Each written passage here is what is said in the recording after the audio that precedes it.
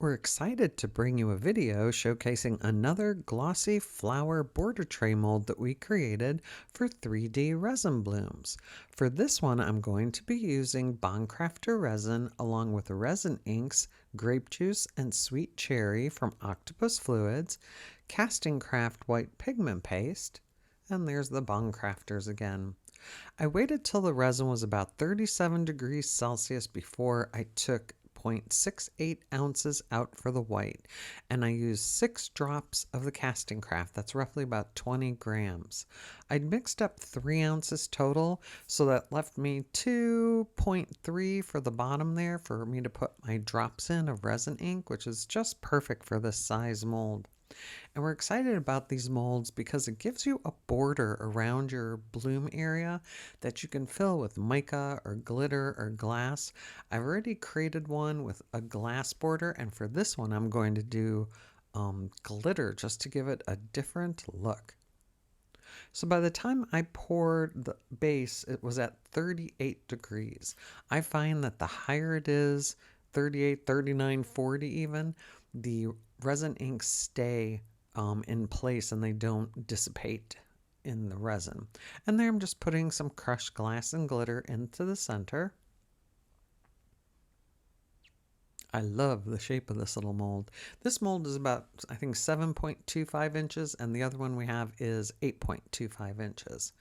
So I'm taking the sweet cherry and just dropping it around, try to lining up with some of those points there.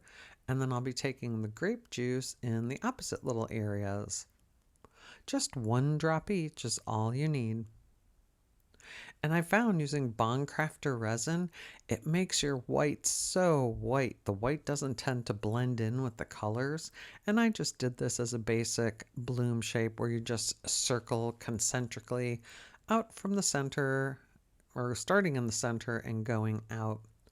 And I take it a little bit into those points as well. There are a lot of times I put a lot of drops down, and this time I just wanted to keep it simple. And there I'm kind of just going into the shape of a flower point.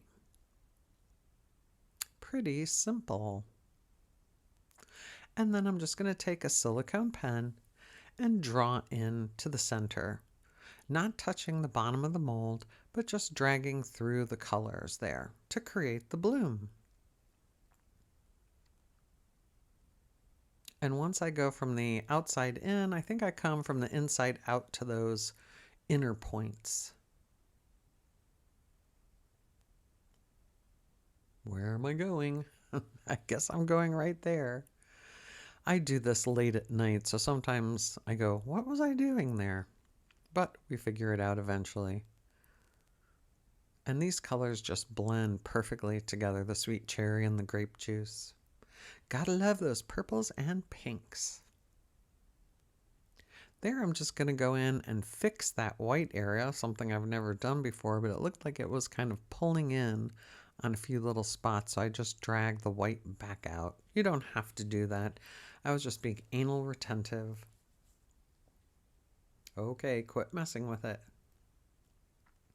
Once that is cured, I took some, what was that, Dioxazine purple resin ink. I had 2 ounces of resin. I put 10 drops of the Dioxazine purple resin ink, 1 drop of carbon black, and 1 tiny little scoop of PearlEx Micropearl.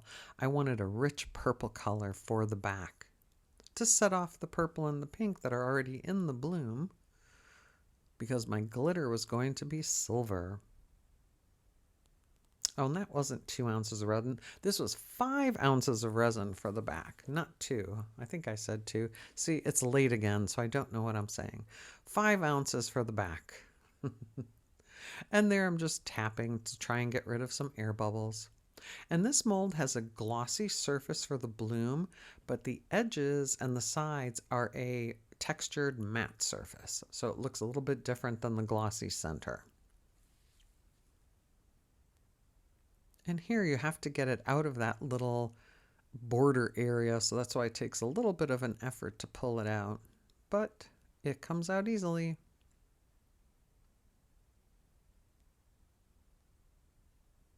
Look how pretty that looks. And now it's time to set off that flower even more. Here is where I mixed up 2 ounces of resin, and I used Circus Glitter from Michaels and Holo Dream Flakes in Shattered Rainbow by Glitter Hippo. And I'm using a pipette, and I'm just piping it into that little border area. I cut the end off the pipette because it's very tiny and you have to let the glitter get through it. And this area is a little bit thinner than our larger mold.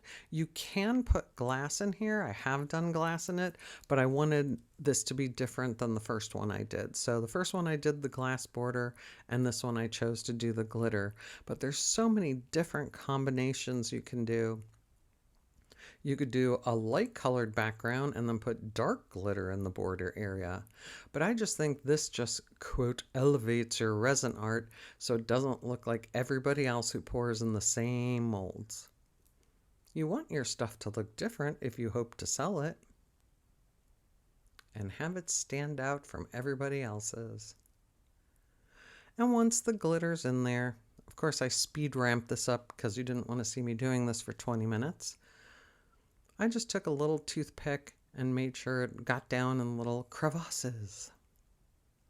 And then it takes about a day for that to cure, and there's the finished piece.